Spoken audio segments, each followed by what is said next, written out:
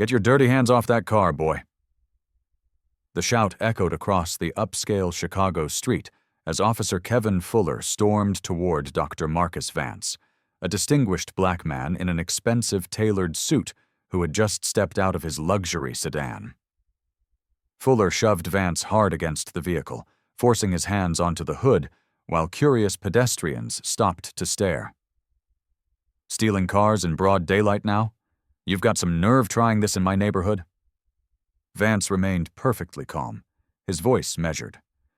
Officer, I own this vehicle. Fuller laughed mockingly, twisting Vance's arm behind his back. Right, and I'm the FBI director. He forced Vance face down onto the car. Hands behind your head. Now. The growing crowd pulled out phones, recording every moment of the humiliation unfolding before them. Vance's expensive watch caught the sunlight as his hands were forced into position. Have you ever watched someone's dignity get destroyed based purely on assumptions? What happens next will shatter everything you believe about power and justice in America. 6 hours earlier, Dr. Marcus Vance had started his morning like any other. His alarm buzzed at 5:30 a.m. in his suburban Chicago home. Family photos lined the hallway. His wife Lena, their 2 teenage children, and pictures spanning a distinguished career in federal law enforcement. One frame showed a younger Vance shaking hands with 3 different FBI directors over the years. The morning news played in the background as he prepared coffee. A reporter discussed recent police reform initiatives. Anonymous federal officials continue pushing for nationwide body camera requirements and enhanced oversight programs. Vance adjusted his tie, listening intently. He knew more about those initiatives than the reporters could imagine. Meanwhile, across town, Officer Kevin Fuller was already complaining in the precinct locker room. More federal oversight bullshit, he grumbled to his partner. These Chicago desk jockeys don't know real police work, probably never even been in the field. His locker was decorated with photos from questionable arrests, almost exclusively young black men in handcuffs. A complaint file sat nearby, thick with unresolved allegations. Fuller had been investigated 7 times in 5 years. Each investigation mysteriously stalled or disappeared. I'm telling you, Gomez, Fuller continued, these feds think they can tell us how to do our jobs. Wait till one of them tries walking in our shoes. At FBI headquarters, Vance reviewed briefings in his corner office. Awards and commendations covered the walls, but the nameplates were strategically angled away from the door. His secretary knocked. Director, your 6 p.m. community engagement is confirmed. The venue is downtown on State Street. Vance nodded, closing a file marked Chicago Police Reform Initiative, Phase 2. Inside were statistics that would horrify the public. Arrest disparities, complaint patterns, and evidence of systematic misconduct across multiple precincts. His phone buzzed with a text from Lena. Don't work too late tonight. Chloe has a recital tomorrow. Leaving at 5:30, he typed back. Wouldn't miss it. Fuller spent his afternoon patrol targeting the same neighborhoods he always did. His radio crackled constantly with reports he ignored, focusing instead on luxury cars driven by black professionals. In 3 hours, he pulled over 4 vehicles. All drivers were black. All were released without tickets, but not before being subjected to extended searches and hostile questioning. His dashboard camera captured everything, but Fuller knew the footage rarely got reviewed. Internal affairs was overwhelmed, understaffed, and largely ineffective. He felt invincible. At 4:45 p.m., and dispatch announced, all units, federal officials are conducting surprise inspections of body camera compliance. Ensure all equipment is functioning properly. Fuller cursed under his breath. He'd been forgetting to activate his camera for months. Today, he reluctantly switched it on. Vance left headquarters precisely at 5:30, driving his personal vehicle to avoid attention. The community meeting was part of a listening tour he'd quietly organized. Tonight's topic: building trust between federal law enforcement and local communities. He was scheduled to speak anonymously, identified only as a senior federal official. The irony wasn't lost on him. For months, he'd been crafting policies to address exactly the kind of misconduct that plagued departments nationwide.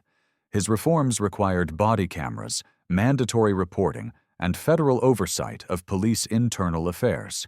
Many officers resented the changes, without knowing their architect was a black man who'd experienced discrimination firsthand throughout his career. Fuller's radio buzzed. Unit 47, report of suspicious activity on State Street. Luxury vehicle, possible theft in progress. I'll handle it, Fuller responded eagerly. State Street was his favorite hunting ground, upscale area where successful black professionals stuck out like sore thumbs, at least in his mind. Vance parked outside the community center, checking his watch. 15 minutes early, as always. He straightened his tie, grabbed his briefcase, and stepped out of his sedan. From across the street, Fuller's patrol car pulled up. The officer's eyes immediately locked onto Vance. Expensive car, tailored suit, confident posture, everything that triggered his deepest prejudices and resentments. Fuller had no idea he was about to confront the most powerful law enforcement official in the country, and Vance had no idea his theoretical reforms were about to become brutally personal. The stage was set. Two men, representing opposite sides of American justice, were about to collide in a confrontation that would change everything. Neither could have predicted what would happen when assumptions met reality on that Chicago street corner. "Get your dirty hands off that car, boy," Fuller's voice carried across the street as he slammed his patrol car door and marched toward Vance with theatrical aggression. Vance turned slowly, his expression controlled but alert. He'd been through this before, but never quite so publicly. "Good evening, officer. Is there a problem?" "Don't play dumb with me," Fuller snarled, shoving Vance hard against the sedan. The impact echoed off nearby buildings as pedestrians began to stop and stare. "Hands on the vehicle. Now." Vance complied, placing his palms flat on the car's roof. "Officer, I believe there's been a misunderstanding. This is my vehicle." Fuller laughed mockingly, beginning an aggressive pat-down that was more performance than procedure. "Your vehicle, right? Let me guess. You're a doctor, a lawyer, maybe a senator?" His voice dripped with sarcasm as he deliberately spoke loud enough for the growing crowd to hear every word. "I work for the federal government," Vance replied calmly, his voice steady despite the humiliation. "Federal government?" Fuller howled with laughter, roughly yanking Vance's wallet from his jacket pocket. "What are you, a janitor at the post office? Don't try to impress me with your fancy words, boy." By now, a dozen people had gathered on the sidewalk. Cell phones emerged, recording the encounter from multiple angles. Vance noticed the cameras and felt a mixture of relief and dread. Evidence was being created, but his dignity was being destroyed in real time. Fuller examined Vance's driver's license with exaggerated suspicion. "Dr. Marcus A. Vance," he read aloud, mockingly. "Ooh, a doctor. What kind of fake degree did you buy online?" He held the license up to the light theatrically. "Probably forged.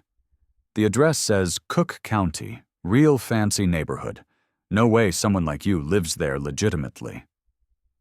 "Officer, you can verify everything through your system," Vance said, his voice remaining remarkably composed despite the escalating situation. "Don't tell me how to do my job," Fuller snapped, grabbing Vance's shoulder and spinning him around to face the crowd. "You people think you can waltz into nice neighborhoods, steal cars, and nobody will notice. Well, I notice everything." The crowd was getting larger and more restless. A woman in business attire called out, "This is excessive force." An elderly man shook his head in disgust. But Fuller fed off the attention, puffing out his chest like a performer on stage. Everyone needs to step back, Fuller barked at the crowd. This is official police business. Anyone interfering will be arrested for obstruction. A backup officer, Diaz, arrived and immediately sensed something was wrong. He approached cautiously, studying Vance's face with growing recognition. Something about the man seemed familiar, but he couldn't place it. "What's the situation, Kev?" Diaz asked quietly. "Caught this one trying to steal this Mercedes," Fuller announced proudly. "Probably got the keys from some rich lady's purse. These people are getting bold, real bold." Diaz frowned, noticing Vance's expensive watch, perfectly tailored suit, and most importantly, his calm, authoritative demeanor under pressure. This wasn't how car thieves typically behaved. Car thieves didn't quote legal procedures or maintain this level of composure. "Officer," Vance addressed Diaz directly, maintaining eye contact. "I am requesting your supervisor respond to this scene. This situation is escalating unnecessarily, and I believe there has been a significant misunderstanding." "Shut up," Fuller barked, forcing Vance's hands behind his back more roughly than necessary. "Nobody called for backup opinions from the peanut gallery." He began searching the vehicle's interior, tossing papers onto the street with deliberate carelessness and obvious disrespect. Vance's briefcase tumbled out of the passenger seat, falling open and scattering federal documents across the pavement. Diaz caught sight of official letterhead and stepped closer to examine them. His eyes widened as he read FBI Director on several documents, along with classification stamps and federal seals. "Kev," Diaz whispered urgently, tugging at his partner's sleeve. "Maybe we should slow down here." "Maybe we should do what?" Fuller interrupted, not looking up from his theatrical search. "Let him go because he's wearing a nice suit? That's exactly the problem with cops today. No backbone. No respect for real police work." Vance's phone began buzzing insistently in his jacket pocket. The caller ID, partially visible through the fabric, read, "Deputy Director Shaw, urgent." Diaz saw it and felt his stomach drop like a stone. "Officer Fuller," Vance said with increasing firmness and authority, "I am strongly advising you to step back and reassess this situation. Contact your supervisor immediately. This is not going to end the way you think it will." "Advising me?" Fuller's voice rose to a shout that echoed off the surrounding buildings. "You're about to be in handcuffs, Einstein. You don't advise anybody. You don't tell me nothing." He leaned close to Vance's ear, speaking just loud enough for the cameras to pick up every humiliating word. "Know your place, boy. This is my world, not yours. My streets, my rules." The crowd was growing larger by the minute, and their expressions were shifting from curiosity to outrage and disbelief. Someone shouted, "This is completely wrong." Another voice called out, "Leave that man alone." A teenager with her phone held high yelled, "This is going viral, officer." Fuller fed off the attention like fuel on a fire, becoming more theatrical and aggressive with each passing moment. "Everyone stay back. This is official police business." He returned to searching the car, his movements becoming more destructive and disrespectful with each passing second. Then he found what he'd been looking for. Or rather, what he'd brought with him. From his utility belt, Fuller palmed a small plastic baggie containing white powder. With practiced movements honed over dozens of similar encounters, he slipped it under the driver's seat during his search. "Well, well, well," he announced triumphantly, his voice carrying across the entire street. "What do we have here?" He held the baggie high for everyone to see, like a trophy. "Cocaine! Felony possession with intent to distribute." Vance turned to face him directly, his eyes blazing with controlled fury and righteous indignation. "Officer, that substance is not mine, and you know exactly where it came from." "Right," Fuller smirked, waving the evidence like a flag. "It's never theirs. Cocaine just magically appears in cars all by itself, right? Just falls from the sky into luxury vehicles." He addressed the crowd mockingly. "This is going to be a real good arrest. Career criminal caught red-handed. Diaz stepped forward, deeply uncomfortable and increasingly panicked. Kev, maybe we should test that substance before we make any official charges. Test it? Fuller laughed dismissively. What's to test? Drugs are drugs. Diaz, don't go soft on me now. Book him for felony possession. Vance looked directly into the nearest camera phone, his voice clear and authoritative, despite his compromised position. I want everyone here to remember exactly what they are witnessing. Document everything you see. Record every word. Truth has a way of revealing itself.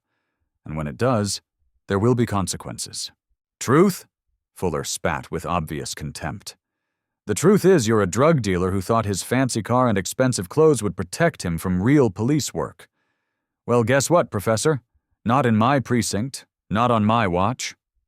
As Fuller reached for his handcuffs with obvious satisfaction, Vance's phone rang again. This time, the caller ID was clearly visible to everyone nearby. FBI Deputy Director, emergency call. Diaz's face went completely pale as all the pieces began falling into place like a puzzle solving itself. He'd seen this man before, in federal briefings, on internal FBI communications, in official photographs with the Attorney General and other high-ranking officials. Kev, he whispered desperately, grabbing his partner's arm, I think we need to stop, right now. We need to arrest this drug dealer and get him off my streets, Fuller interrupted with complete confidence, utterly oblivious to the mounting evidence of his catastrophic mistake. Game over, fancy boy. Welcome to the real world. But the real world was about to become something entirely different than what Officer Kevin Fuller had ever imagined possible. The handcuffs clicked shut around Vance's wrists with a metallic finality that seemed to echo through the stunned crowd. Fuller practically strutted as he guided his prisoner toward the patrol car, savoring every moment of his perceived victory. Watch your head, Fuller said with mock politeness, shoving Vance into the back seat harder than necessary. Wouldn't want you getting hurt before your court date, Doctor. He drew out the title with dripping sarcasm, then slammed the door with unnecessary force. Vance sat quietly in the back seat, his dignity intact despite the humiliation. Through the window he could see the crowd still recording, their faces a mixture of outrage and disbelief. He nodded slightly toward the cameras, a subtle acknowledgement that their documentation would prove crucial. Diaz climbed into the passenger seat, his hands shaking as he fastened his seatbelt. Kev, I really think we should call the supervisor before we process this. Something doesn't feel right. What doesn't feel right? Fuller interrupted, pulling away from the curb. That you're questioning a textbook arrest? Stolen vehicle, drug possession, resisting arrest? It's Christmas morning, Diaz. He wasn't resisting, Diaz said quietly. He was arguing with me. That's resisting in my book. In the back seat, Vance remained silent, but his mind was working methodically through the situation. His phone had stopped buzzing, which meant his staff would be implementing emergency protocols within minutes. Deputy Director Shaw would have already initiated a location trace when the first call went unanswered. At the precinct, word was already spreading in whispers. Desk Sergeant Williams had seen Vance during booking procedures and recognized him immediately from federal law enforcement conferences. His face had gone white, but he'd said nothing, uncertain of the proper protocol for such an unprecedented situation. Gomez, Williams quietly called to another officer. Make sure the holding cells are clean and get me the watch commander's number. Now.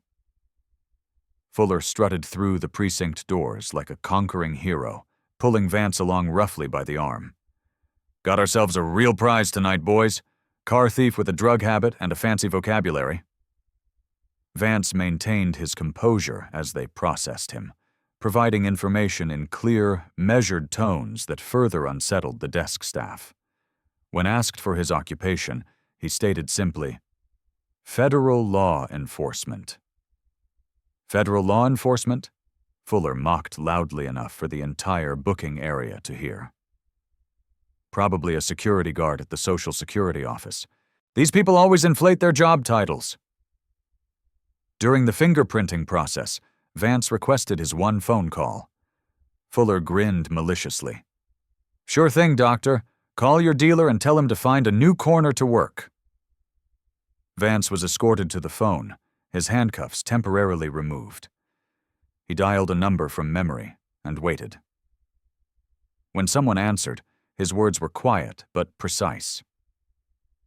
This is Director Vance. I am currently in custody at the 5th Precinct. Implement Protocol 7 immediately. The desk sergeant overheard and nearly choked on his coffee. Protocol 7 was federal code for an emergency involving high-ranking law enforcement officials. Fuller snatched the phone away. Time's up, hotshot. Back to your cell.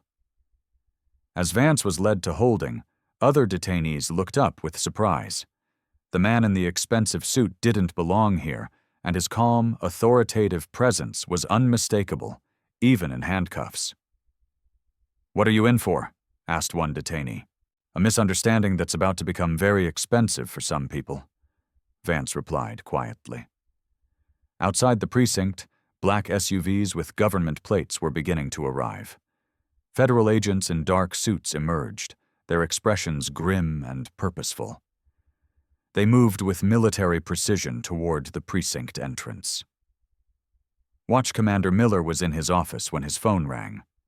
The voice on the other end was crisp and professional. Commander, this is Deputy Director Shaw, FBI. We believe you have Director Marcus Vance in custody. I need to speak with whoever authorized his arrest, immediately. Miller's face drained of color. Did you say Director Vance? FBI Director Vance? That's correct, Commander. And I suggest you handle this situation very carefully from this point forward. Miller's hands shook as he hung up the phone. He immediately called for Fuller and Diaz to report to his office, then began reviewing the arrest report with growing horror. Meanwhile, Fuller was celebrating with other officers in the break room. Took down a real smooth operator tonight. Thought his fancy suit would save him. But justice is colorblind, boys. His radio crackled. Officer Fuller, report to the watch commander, immediately. Probably wants to congratulate me. Fuller grinned, straightening his uniform. Biggest arrest of the month, guaranteed. Diaz followed reluctantly. The federal documents he'd seen scattered on the street burned into his memory.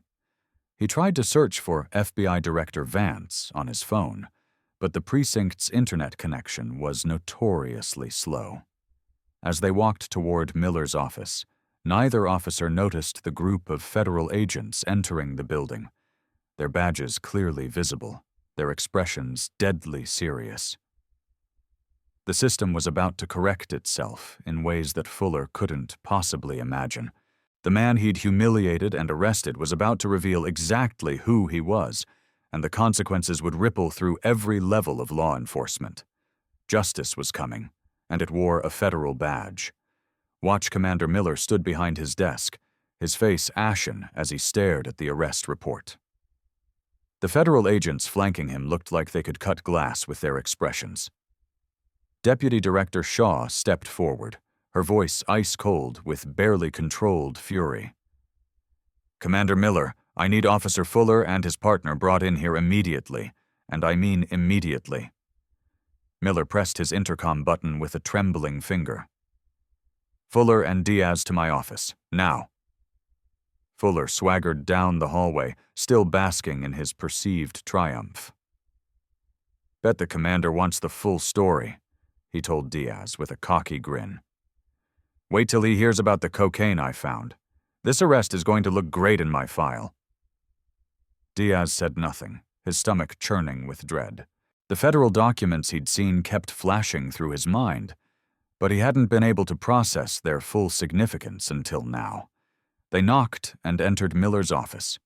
Fuller's confidence evaporated instantly when he saw the room full of federal agents in dark suits, their expressions ranging from disgusted to murderous. Officer Fuller? Miller's voice cracked slightly. Do you want to tell me exactly who you arrested tonight? Some car thief with delusions of grandeur, Fuller replied, but his voice had lost its earlier bravado. Called himself a doctor, claimed to work for the federal government, classic criminal behavior. Inflate the resume, hope for leniency. Deputy Director Shaw stepped forward, her FBI badge gleaming under the fluorescent lights. Officer Fuller, let me introduce myself. I'm Deputy Director Eleanor Shaw, Federal Bureau of Investigation. The man you arrested tonight is my boss. Fuller's face began to drain of color. Your boss? FBI Director Marcus Vance, Shaw continued, her voice cutting through the room like a blade. The highest-ranking law enforcement official in the United States. The man whose policies have been reshaping police departments nationwide. The man you handcuffed, humiliated, and charged with felony drug possession. The words hit Fuller like physical blows. His mouth opened and closed soundlessly as the full magnitude of his mistake crashed down on him. Diaz closed his eyes and whispered a prayer under his breath. That's impossible, Fuller stammered. He was stealing a car. I found drugs. You found drugs that you planted? Agent Reed interrupted, stepping forward with a tablet displaying crystal-clear body camera footage. We've reviewed everything. Your camera, Diaz's camera, and 12 civilian cell phone videos. We watched you palm the baggie and slip it under the seat. Fuller's legs gave out slightly, and he grabbed the back of a chair for support. I didn't know. You didn't know because you didn't want to know. Shaw's voice rose with controlled rage. You saw a successful black man in an expensive car, and your prejudice did the thinking for you. Your bias was so complete, so overwhelming, that you couldn't see reality even when it was staring you in the face. Miller found his voice. Officer Fuller, you're suspended immediately, pending a full investigation. Badge and weapon. Now. With shaking hands, Fuller began removing his badge. The metal felt impossibly heavy as he placed it on Miller's desk. His service weapon followed with a dull thud that seemed to echo through the silent room. Where is Director Vance now? Shaw demanded. Holding cell number 3, Miller whispered. Get him immediately, and remove those handcuffs with a formal apology. As Miller rushed out, Shaw turned back to Fuller, who looked like he might collapse at any moment. Do you understand what you've done? The man you arrested has been fighting police misconduct his entire career. He's the architect of every reform program you've been complaining about. The body camera requirements, the federal oversight protocols, the enhanced training programs, all his initiatives. Diaz spoke up quietly. Ma'am, I tried to stop him.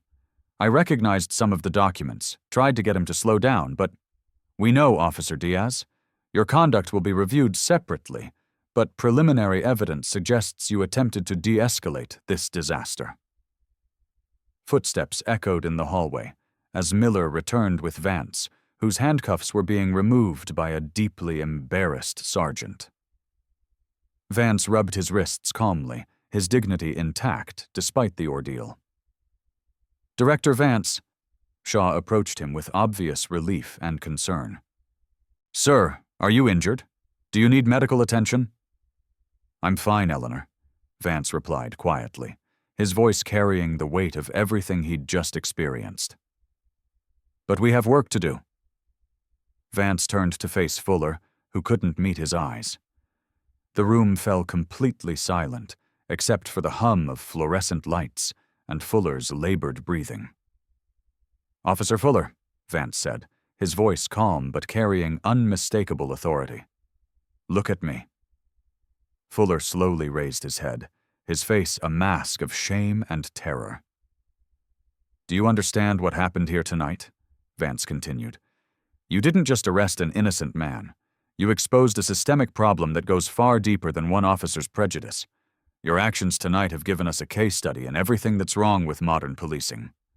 Director, I'm sorry. I didn't know who you were. That's exactly the problem, Vance replied, his voice gaining strength. You shouldn't need to know who I am to treat me with basic human dignity.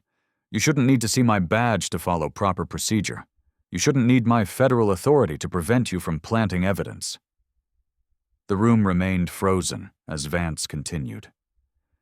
"Every assumption you made tonight was based on the color of my skin. My education, my career, my character, my intentions. None of it mattered to you because you couldn't see past your own prejudice." Fuller's voice came out as barely a whisper. "What happens now?"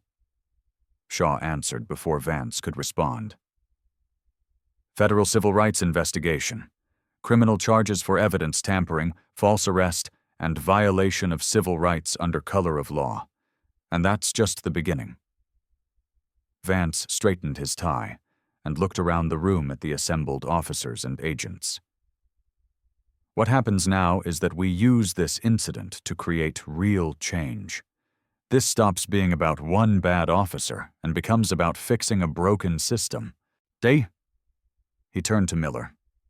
"Commander, I want every arrest Fuller has made in the past 2 years reviewed by federal investigators. Every complaint, every use of force incident, every traffic stop. If there's a pattern, we're going to expose it." The transformation was complete. The humiliated victim had revealed himself as the most powerful law enforcement official in the country. The hunter had become the hunted, and justice, delayed but not denied, was finally beginning to unfold. Officer Kevin Fuller's world had just collapsed entirely, and he was only beginning to understand the true cost of his prejudice and misconduct. The FBI field office buzzed with intense activity as Director Vance established a comprehensive task force within hours of his release. Agent Reed pulled up digital files on multiple monitors, while forensic specialists examined the planted evidence under microscopes.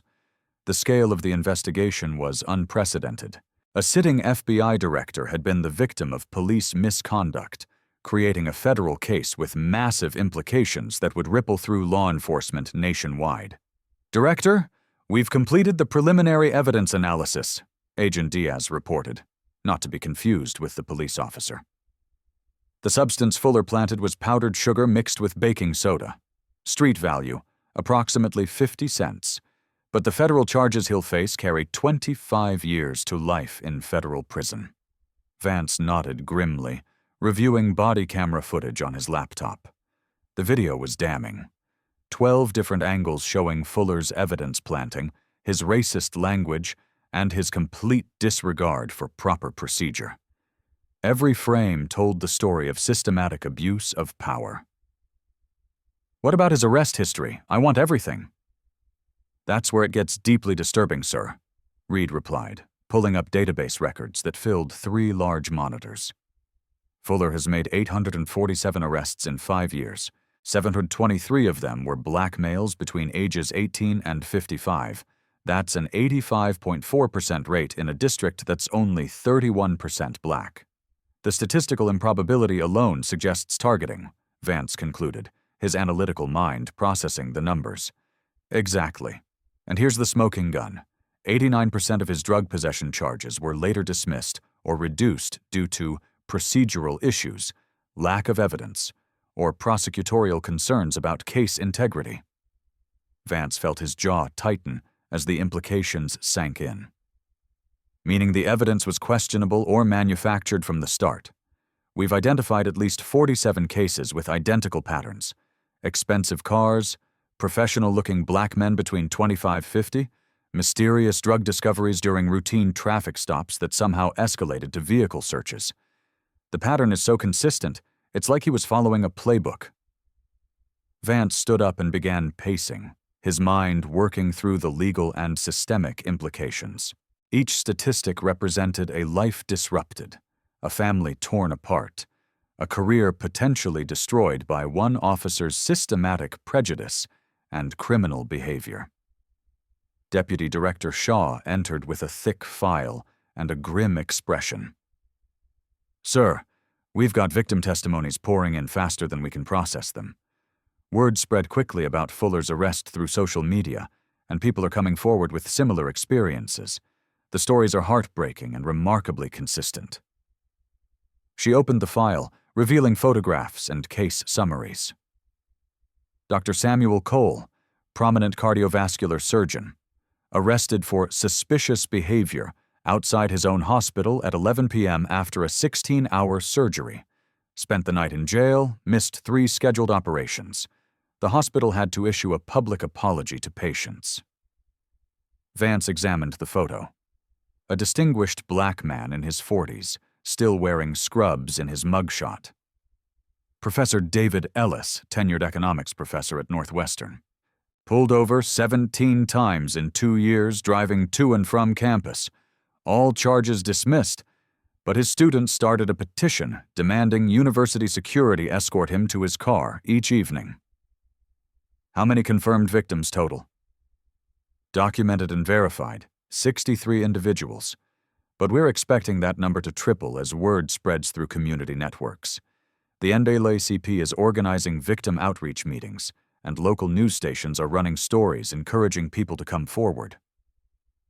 Shaw pulled out another section of the file. Attorney Robert Grant, handcuffed in front of his twin 7-year-old daughters for matching a suspect description that was described as black male, average height, wearing clothing. The girls are still in therapy 8 months later. Vance closed his eyes briefly, feeling the weight of systematic injustice. These weren't isolated incidents. They were part of a calculated pattern of harassment and abuse that had destroyed trust in law enforcement throughout entire communities. Schedule a recorded interview with Fuller. I want to conduct it personally. Sir, is that legally advisable? You're the primary victim in this case. Defense attorneys could argue, that's exactly why I need to do it, Eleanor. The victims in his other cases never got the chance to confront their abuser directly. They never got to look him in the eye and demand answers. Someone needs to speak for them. And as the highest-ranking law enforcement official in this country, that responsibility falls to me. 3 days later, Vance sat across from Fuller in a sterile interview room at the federal building. The former officer looked like he'd aged 15 years, unshaven, hollow-eyed, his hands shaking uncontrollably as he signed waiver forms, declining legal representation for the recorded interview. His uniform had been replaced with an orange jumpsuit, a visible symbol of his fall from authority to criminal defendant. State your full name and former occupation for the record, Vance began, his voice professionally neutral, but carrying unmistakable authority. Kevin. James Fuller, former police officer, 5th Precinct, Chicago Police Department. His voice was barely audible, broken. Mr. Fuller, do you understand why you're here today? Because I arrested you without knowing who you were. Vance leaned forward slightly, his eyes never leaving Fuller's face. No. You're here because you systematically violated the civil rights of American citizens over a period of years. My federal position is completely irrelevant to these charges. You would have done the same thing to a janitor, a teacher, a student, or an unemployed person. Isn't that correct? Fuller's silence stretched uncomfortably long, filled only by the hum of recording equipment and air conditioning. Let me rephrase the question more directly. How many innocent black men have you arrested under similar, fabricated circumstances? I don't know what you mean by that. Vance opened a thick folder methodically, the pages making soft rustling sounds in the quiet room. Marcus Williams, age 34, arrested for drug possession outside his own law office at 7 p.m. after working late on a client case. Charges dropped when security footage showed no suspicious activity. Kevin Davis, age 28, arrested for car theft while loading groceries into his own vehicle in broad daylight. Vehicle registration confirmed his ownership. Charges dropped. Antonio Martinez, age 31, arrested for possession after being pulled over for erratic driving on a completely straight road with no traffic violations. Should I continue reading, Mr. Fuller? Those were legitimate arrests based on what evidence? Vance interrupted, his voice cutting through the air like steel. Based on what probable cause? Based on what reasonable suspicion beyond the color of their skin? Fuller's composure began cracking visibly. Look, I made some mistakes, okay? But I was trying to do my job. Those neighborhoods have high crime rates, drug problems. The neighborhood where you arrested me has one of the lowest crime rates in the metropolitan district, Vance interjected, consulting his notes. It's 0.3 violent crimes per 1,000 residents. Try again. People like you, coming into neighborhoods where they don't belong, Fuller started, then stopped abruptly, realizing his mistake.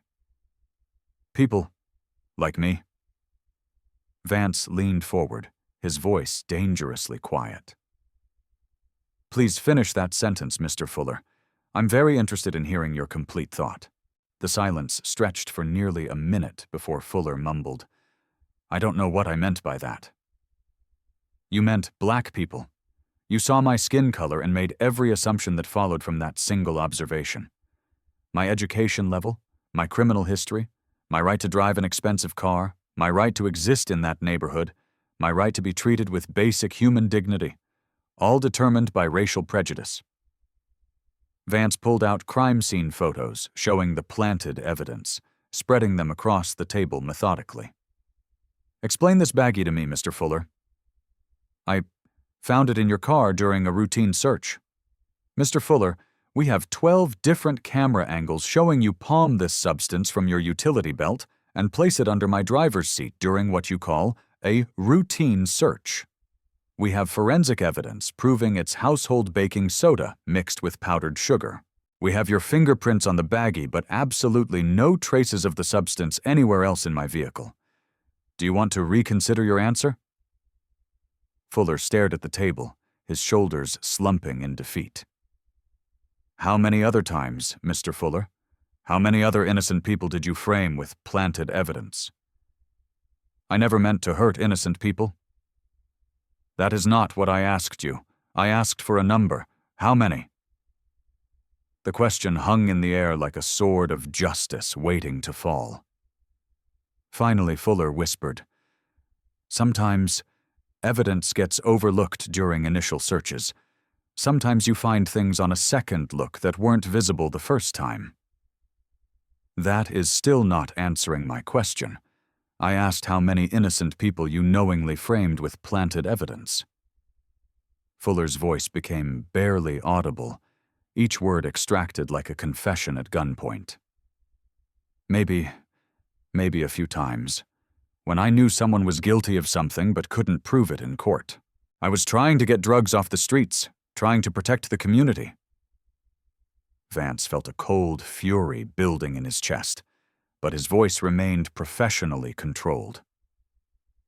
You mean you appointed yourself judge and jury? You decided who was guilty based on your personal prejudices, and then manufactured evidence to support your predetermined conclusions. The interview continued for 3 more grueling hours. Vance methodically walked through case after case, extracting admissions that painted a picture of systematic misconduct spanning 5 years and affecting dozens of families. Fuller's defense crumbled under the weight of overwhelming evidence and Vance's relentless, methodical questioning that leveraged decades of investigative experience. When the interview finally concluded, Vance stood and straightened his suit jacket with deliberate precision. Mr. Fuller, your actions didn't just harm individual victims. You systematically undermined public trust in law enforcement, corrupted the justice system at its foundation, and violated the oath you swore to uphold when you became a police officer. The federal government will prosecute you to the fullest extent of federal law. As Vance reached the door, Fuller called out desperately, his voice cracking with panic. What if I cooperate fully? What if I help identify other cases, other officers who might be engaged in similar practices? Vance turned back slowly, his expression unchanged. Cooperation with ongoing federal investigations might influence sentencing recommendations from the prosecutor's office. But understand this clearly, Mr. Fuller. Your cooperation doesn't erase the lives you've damaged, the families you've torn apart, or the institutional trust you've systematically destroyed. Justice delayed is still justice. It's just finally caught up with you. Outside the interview room, Shaw was waiting with comprehensive updates and a team of federal prosecutors. Sir, the investigation has expanded exponentially. We're now looking at 12 other officers with similar statistical patterns and complaint histories. Internal affairs files show systematic dismissal of citizen complaints, evidence irregularities, and arrest demographics that mirror Fuller's criminal profile. What's the community response been? Mixed, but overwhelmingly positive from affected communities. Victim advocacy groups are calling this a watershed moment in police accountability. Civil rights organizations are praising federal intervention as long overdue. Surprisingly, even some police unions are acknowledging the need for comprehensive reform after reviewing the video evidence. Vance nodded grimly. This investigation can't be solely about punishment, Eleanor. It has to fundamentally be about prevention and systematic reform. I want comprehensive policy recommendations on my desk within the week. Mandatory body camera protocols, evidence handling procedures, bias recognition training, civilian oversight mechanisms. Everything is already in development, sir. And, Director, Officer Diaz from that night has requested an urgent meeting. He wants to discuss what he witnessed and how similar situations could be systematically prevented in the future. Vance smiled slightly, his first genuine smile since the arrest. Schedule it immediately. If we're going to fix this broken system, we desperately need officers who are willing to be part of comprehensive solutions. The investigation was expanding daily, but justice was finally in motion, with federal authority behind it. 6 months later, the federal courthouse in Chicago was packed with victims, community leaders, and media representatives. As Judge Eleanor Price prepared to deliver Fuller's sentence, the former officer sat at the defendant's table, a broken man who had pleaded guilty to 15 federal felony charges, including civil rights violations, evidence tampering, conspiracy under color of law, and systematic deprivation of constitutional rights. Mr. Fuller, Judge Price began, her voice carrying the weight of justice long delayed. In 30 years on this bench, I have rarely seen such a comprehensive pattern of abuse of power and violation of public trust. Your actions represent everything that is wrong with policing in America today. Vance sat in the front row of the gallery, surrounded by dozens of Fuller's victims who had finally gotten their day in court. Dr. Samuel Cole, the surgeon who had missed critical operations, sat beside Professor David Ellis, whose students had organized campus safety escorts. Attorney Robert Grant held photographs of his twin daughters, now 9 years old, and still asking why police officers had handcuffed their father. The evidence presented in this case, Judge Price continued, reveals a systematic campaign of racial profiling, evidence fabrication, and constitutional violations that affected at least 63 documented victims over a 5-year period. Mr. Fuller, you didn't just break the law, you perverted it. Fuller's defense attorney had argued for leniency, citing his client's cooperation with the federal investigation that had exposed 12 other officers and led to the overturning of 247 wrongful convictions. But the prosecution, led by federal attorneys working directly with Vance's task force, had presented overwhelming evidence of systematic misconduct that demanded severe consequences. Before I pronounce sentence, Judge Price said, I want to address the broader implications of this case.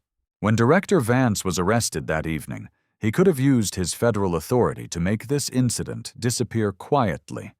Instead, he chose to expose systematic injustice and create lasting change. Vance had testified extensively during the trial, his calm, methodical presentation of evidence providing a stark contrast to Fuller's earlier arrogance. The courtroom recordings of their interview had become required viewing in police academies nationwide, showing how prejudice could blind officers to basic humanity and professional responsibility. The federal investigation triggered by this incident, the judge continued, has resulted in comprehensive reform across 17 police departments, mandatory bias training for 4,200 officers, and the implementation of enhanced civilian oversight programs in 12 major cities. The reforms had been swift and comprehensive. Vance had worked directly with Congress to pass the Federal Police Accountability Act, requiring body cameras for all federal grant recipients, creating national databases of police misconduct, and establishing federal oversight of departments with patterns of civil rights violations. Officer Diaz, who had tried unsuccessfully to stop Fuller that night, had been promoted to training supervisor and was now leading bias recognition programs across the region. His testimony about the incident had become a cornerstone of reformed police training, showing how good officers could and must intervene when colleagues engaged in misconduct. "Mr. Fuller," Judge Price addressed the defendant directly, "you will serve 8 years in federal prison, followed by 3 years of supervised release. You will pay $347,000 in restitution to documented victims, and you are permanently barred from any law enforcement position." Gasps of satisfaction rippled through the courtroom as victims and their families finally heard justice pronounced. Vance remained stoic, but he felt a deep sense of completion as the legal system finally held a systematic abuser accountable. Additionally, the judge continued, this court is ordering the creation of the Vance Commission on Police Reform, to be chaired by Director Vance with a mandate to develop national standards for police conduct, evidence handling, and civilian oversight.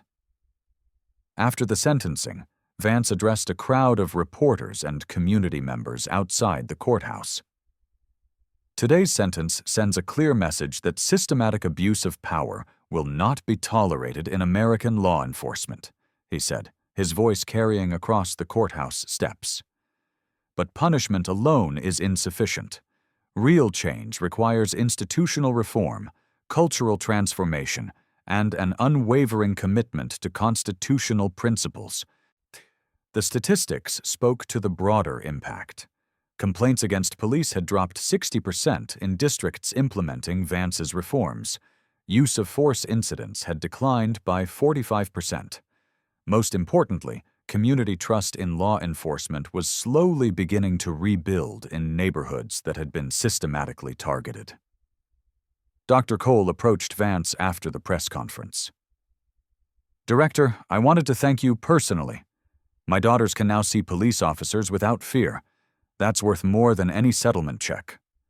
Vance shook his hand firmly. "Dr. Cole, your courage in coming forward helped make this possible. Justice belongs to all of us, not just those with federal badges."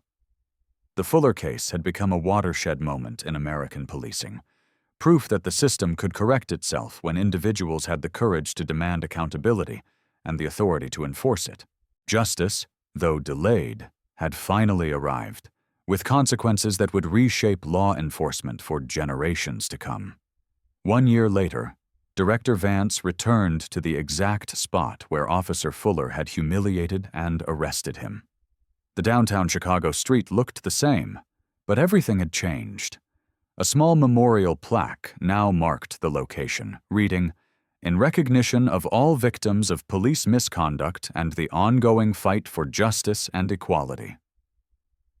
The community center across the street buzzed with activity as Vance arrived for the first annual Police Accountability Summit. Inside, a diverse crowd of police chiefs, community leaders, civil rights activists, and reformed officers gathered to discuss progress and challenges in law enforcement reform.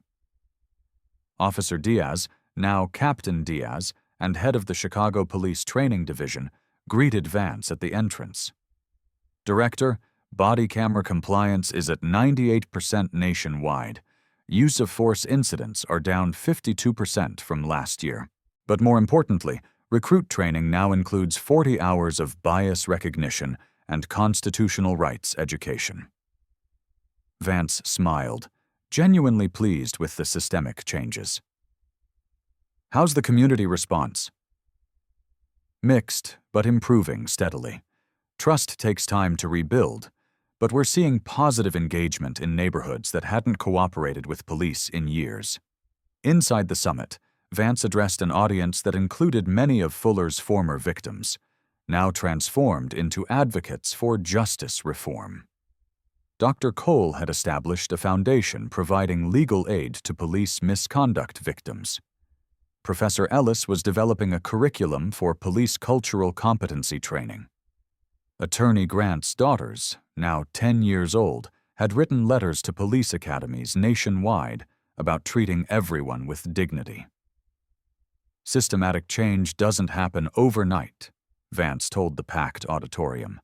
It requires constant vigilance, continuous education, and the courage to confront uncomfortable truths about institutional bias and abuse of power. The statistics displayed behind him told a story of genuine progress. 847 wrongful convictions overturned, $12.3 million in victim compensation distributed, 17 police departments reformed, and 43 officers prosecuted for systematic misconduct revealed during the expanded investigation. Fuller remained in federal prison, serving his 8-year sentence. Recent reports indicated he was participating in rehabilitation programs and had written letters of apology to his victims, though many remained skeptical of his sincerity. The most important lesson from that night, Vance continued, isn't that the system worked perfectly, but that it worked eventually, when good people demanded accountability and refused to accept injustice as inevitable. Vance concluded his remarks by addressing the cameras broadcasting the summit live across the country. Real change happens when ordinary citizens refuse to be silent witnesses to injustice. When you see misconduct, document it. When you witness bias, challenge it. When systems fail, demand reform. The audience stood in sustained applause as Vance stepped down from the podium. Community leaders embraced federal agents, reformed officers shared stories with civil rights activists, and victims found strength in collective action toward justice.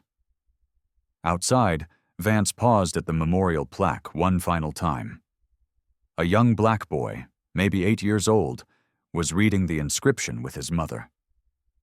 The boy looked up at Vance and smiled without fear or suspicion, something that might not have been possible before the reforms took hold. As Vance walked to his car, his phone buzzed with a text from his daughter, Chloe. "Saw your speech online, Dad. Proud of you for turning something terrible into something meaningful." That evening, Vance sat in his home office, drafting policy recommendations for the next phase of police reform. The work was far from over, but the foundation had been laid. Justice delayed had become justice delivered, and systematic change was finally replacing systematic oppression. Have you ever witnessed misconduct and stayed silent? Have you seen injustice and assumed someone else would act? Share your experiences in the comments below. If this story moved you to think differently about speaking up for justice, hit that like button and subscribe for more stories about accountability, reform, and the ongoing fight for equality. Share this video with someone who needs to understand that change is possible when good people refuse to accept injustice as inevitable. Because the truth is simple. Democracy and justice only work when citizens actively participate in protecting them. Your voice matters. Your witness matters. Your courage to demand better can literally change the world.